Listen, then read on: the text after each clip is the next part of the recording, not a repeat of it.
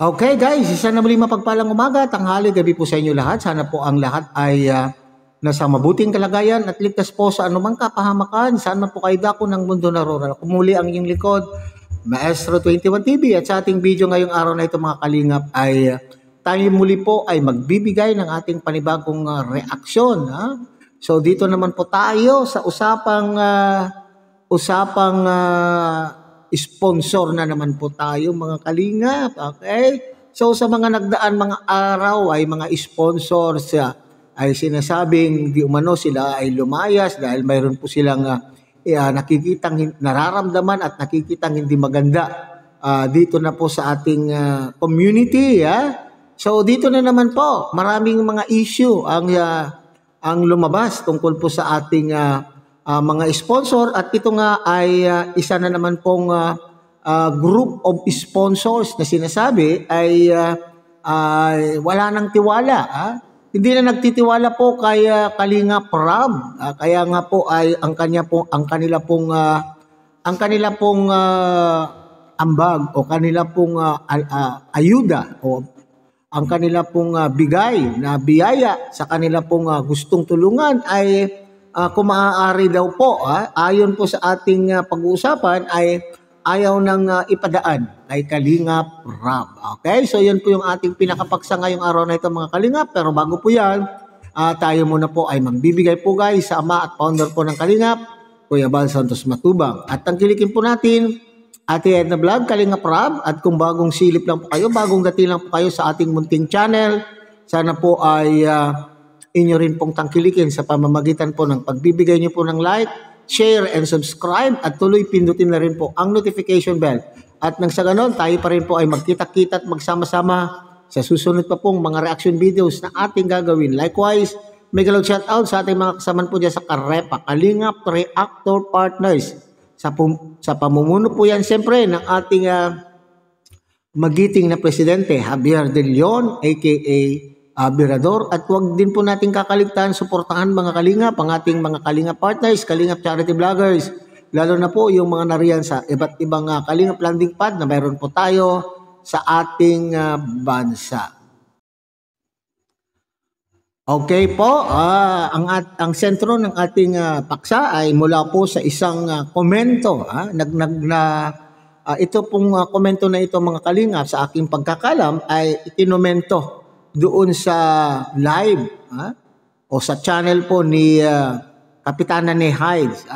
At ang mula po ito sa kay I Love Durian V91. V91. Okay. So dito sinasabi po niya mga Kalingap, ayaw ng Team Wig kay Kalinga Prab magpadala ng allowance ni Carla. Okay.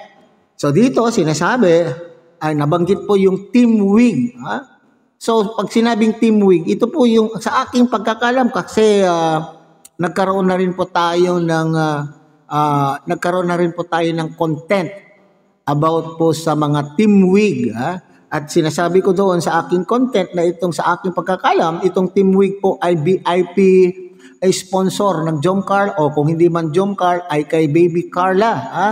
Kasi sila po yung nagbibigay ng maraming biyaya kay Baby Carla. At sa ating pong pagkakaintindi, ito yung mga grupo. Ito po yung mga grupo na naiwan. Alam po naman natin na nahati. May umalis. May umalis at sila po ay sumiksik doon sa isang love team. At itong group na ito, sila po yung naiwan, at sinasabi po nila na hanggang dulo sila po ay sumusuporta kay Baby Carla. So ayon po kay I Love Durian, ayaw ng Team Wig kay Kalinga Prab magpadala ng allowance ni Carla. So sa makatwid itong Team Wig na ito, sila po yung nagbibigay ng allowance ni Baby Carla sa kanya pong pag-aaral. Okay. So, inaakusahan po niya yung mga nandyan sa Team Wig, itong si I Love Durian, na ayaw nang ayaw nang ipadaan, ayaw na po nilang ipadaan ang kanila pong mga sponsorship kay Kalinga Prab. Saan naman nagmula yan, ha? Saan naman nagmula yan? I love durian. Itong I love durian, buti mayroong I love durian. Saan naman nahagap? Saan naman nasagap nitong ng taong ito, mga kalingap, ang kanya pong ipinagsasabi, ha? Meron ba kaya siyang pruweba o meron kaya siyang resibo na ito ay mula po sa Team Wig, ha? Kasi sinasabi niya ayaw na, para bagang gumagawa po ito ng intriga. Ito po ay malisyosong malisyoso, ha? Para sa akin ay malisyosong statement ang itong ginawa po niya, na bakit daw itong Team Wig na ito ay ayaw nang idaan kay Kalinga Prab, ha? Kay ang kanila pong gustong ipadala kay Baby Carla. At bakit? Malisyoso, sabi ko. Parang pinapalabas po niya na hindi na mapagkakatiwalaan itong si Kalinga Prab, ha? Na parang ibig sabihin ay iniisip po nila na iniisip itong babaeng ito, itong I love durian, kung babae man ito, mga kalingap, iniisip niya na itong Team Wig ay nag-iisip. Itong Team Wig po ay nag-iisip na baka hindi iabot. Pag pinaghihinalaan itong si Kalinga Prab, na baka hindi na po niya iabot yung kanila pong padala para kay Baby Carla. So yun ang tanong natin, saan mo nasagap itong balitang ito? Ang direksyon, ikaw ba ay kasama sa Team Wig? Ikaw ba ay kasama sa Team Wig? Okay. Kung siya po, itong I love durian na ito ay isa po sa mga members o isa po sa mga sponsors na kasama dyan sa Team Wig, pwede, may dahilan na alam po niya yung mga pangyayari. Pero kung ito ay ordinaryong taga-suporta lamang, ay huwag tayong manghusga, mga kalingap. So dito po ay pinagbibintangan o hinuhusgahan itong si Kalinga Prab na baka daw ay kupitin. Hindi man sinabi, hindi diretsahan sinabi na kupitin ang pinapadala nila. Pero ito yung gustong ipalabasin po ni I love durian, mga kalingap. Okay? Ituloy po natin. Ayaw ng Team Wig kay Kalinga Prab magpadala ng allowance ni Carla. Gusto kay Jomar kasi yung 15K na photoshoot. Si Rab lang nagpicture, kaya ayaw na sa kanya ipagkatiwala ang allowance ni Carla. So yan mga kalingap, malinaw po yung sinabi ko kanina, parang nawalan na po ng tiwala kasi daw po yung 15,000 na intended for the photo shoot ay hindi daw ginastos yung ang pagkakaintindi ko dito sa sinabi po niya, mga kalingap, hindi na ginastos ni Kalinga Prab yung 15K. Bakit? Kasi daw lumalabas na nung sa photoshoot ay si Kalinga Prab na lang daw po ang nagpicture-picture.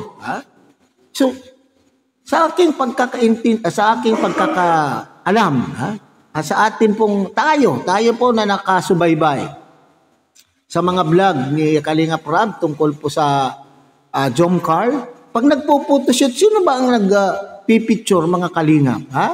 Sino ba ang ang nakikita ko lang na sa background na nahahagip po ng camera ay yung mga staff, yung mga cameraman ni Kalinga Prab na kumukuha ng video para po doon sa vlog. Di po ba, mga kalingap? Pero yung cameraman na nagkakamera para sa mga pictures, para sa photoshoot mismo, ay hindi naman po si Kalinga Prab, hindi po ba? May makeup artist pa nga mga kalingap. May hairstylist pa bago sila po ay mag-photoshoot. Ayun yung aking pagkakalam na. So, na naman po, hindi natin alam kung totoo itong claim ni I love durian. Kaya nga, sabi ko kanina, kasama kaya itong babaeng ito o itong taong ito? Isa kaya siya sa mga member ng Team Wig? Bakit para bagang lumalabas, pinapalabas po niya na alam po niya. Pati yung 15K, kung ano man po yung pinadala kay Kalinga Prab.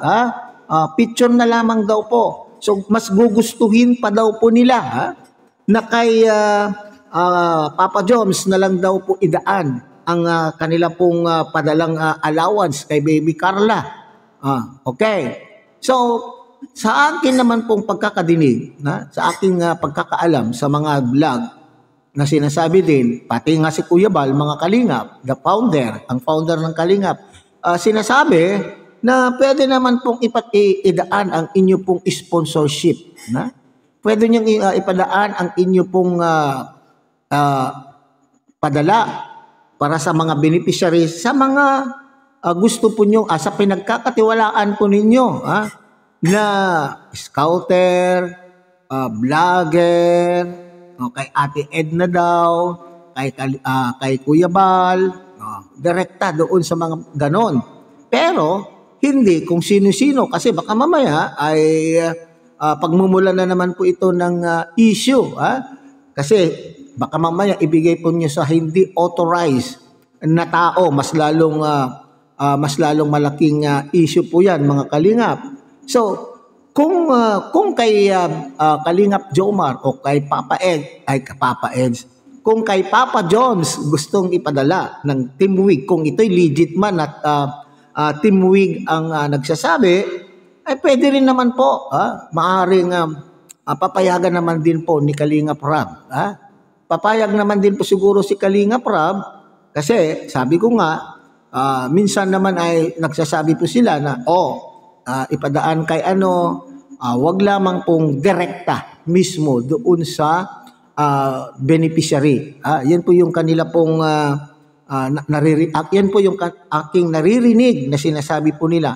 So walang problema kung kay Papa Jones. Ang hindi lang maganda po dito, mga Kalingap, ay yung paratang nga bang matatawag po yan, o yung gustong ipahiwatig, gustong ipahiwatig po ni I Love Durian na itong si Papa, na itong si Kalinga Prab ay hindi na mapagkakatiwalaan when it comes to money matters. Yan po yan, maliwanag po yan, para bagang wala na pong tiwala. Pero sabi ko nga po, hindi natin alam kung legit ba itong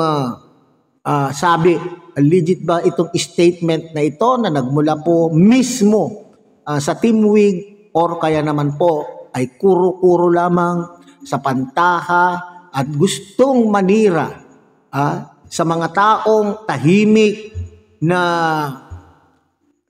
nag-i-sponsor sa ating mga beneficiaries. Alam ko, itong Team Wig na ito ay ayaw din sumali. Ayaw din sumali sa mga issue basta sila po ay nagbibigay ng kanila pong ambag para po sa mga beneficiaries. Hanggang doon lang po. Kasi daw po yata, may mga ilan po sa kanila ay wala naman po mga channel.